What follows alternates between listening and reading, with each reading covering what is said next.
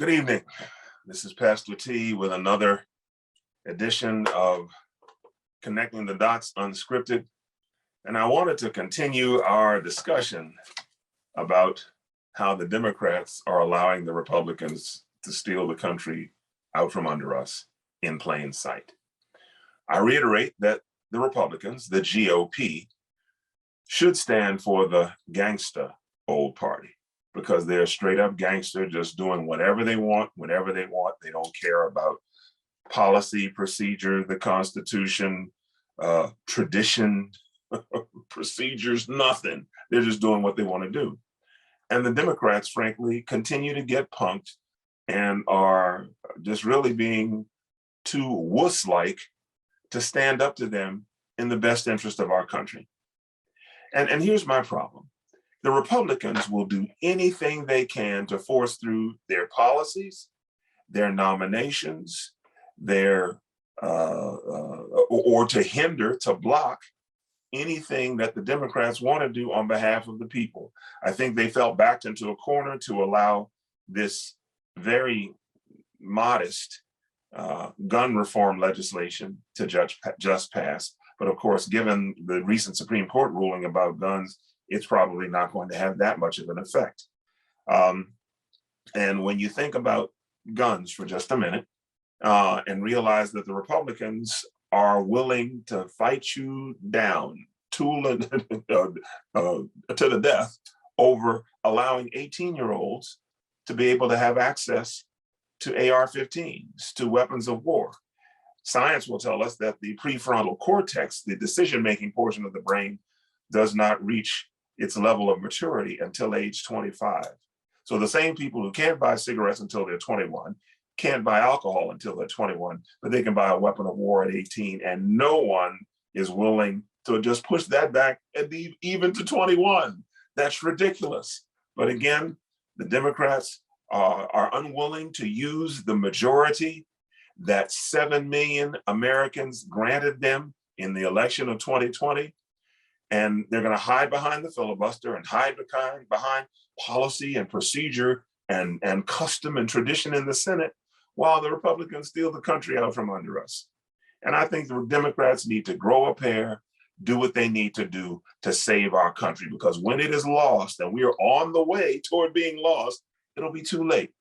So we've seen what the Republicans have done. They stole 2 Supreme Court appointments, one from President Obama when Justice Scalia died, the other from President Biden when Justice Ginsburg died less than a month and a half before the election in 2020, on the outside chance that Donald Trump would lose. And of course, the loser did lose by over 7 million votes.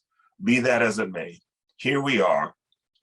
They have a 6-3 majority rather than being 5-4 the way it should be, a 6-3 majority on the Supreme Court.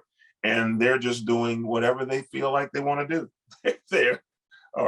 And at this point, listeners, family, they are really, and I don't understand what it is Republicans have against women.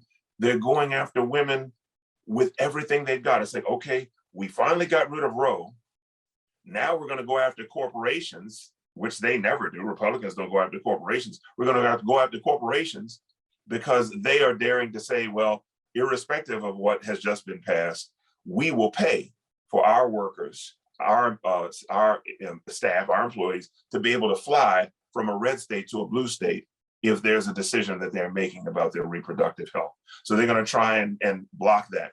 They also realize that about 60%, or perhaps a little more, of abortions the past year or two were facilitated, brought about as a result of the abortion pill. So they're trying to figure out how they can regulate that, and how, I guess, the party that's always talking about your personal freedoms and the nanny state and the government in your business is going to put the government in your business so they can check your mail, see what's coming where, from whom, and also to enable citizens to put bounties on other citizens and say, hey, I think she's going to another state to get an abortion.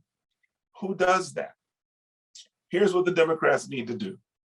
They need to hold on to their majority, expand it by beating Dr. Oz in Pennsylvania, that clown Johnson, Ron Johnson, who's being exposed for being complicit in the January 6th insurrection in Wisconsin.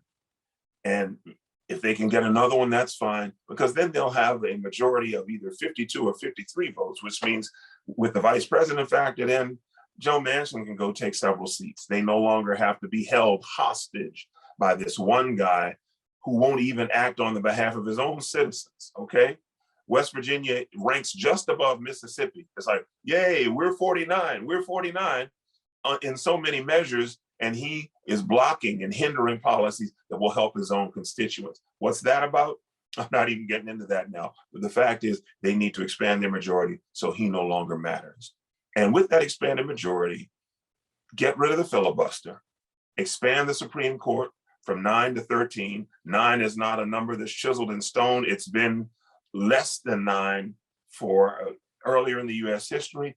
And 9 at one point was because that was the number of federal judicial circuits. Now there are 13. Expand it to 13, set a panel of 4 nominees that President Biden nominates, do it all at one time. We're not going to allow them to nitpick one at a time. Oh, this is abuse of power. Call it whatever you like. Y'all are the gangsters. We're going to be a little gangster right now ourselves. Seat all 4 of them up there at the same time. Boom, boom, boom, boom. Goes from 6-3 to 7-6.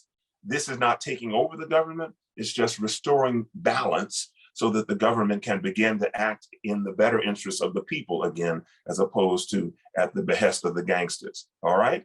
So get rid of the filibuster, expand the Supreme Court to the number 13, which is the number of federal judicial circuits that we have in the country.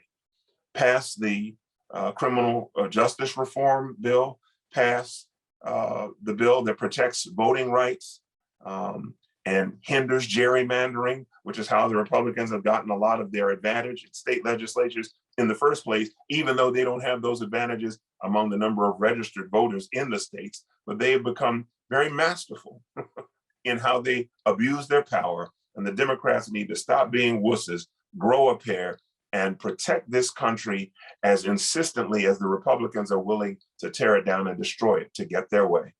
That's all I need to say right now. This is Pastor T, over and out.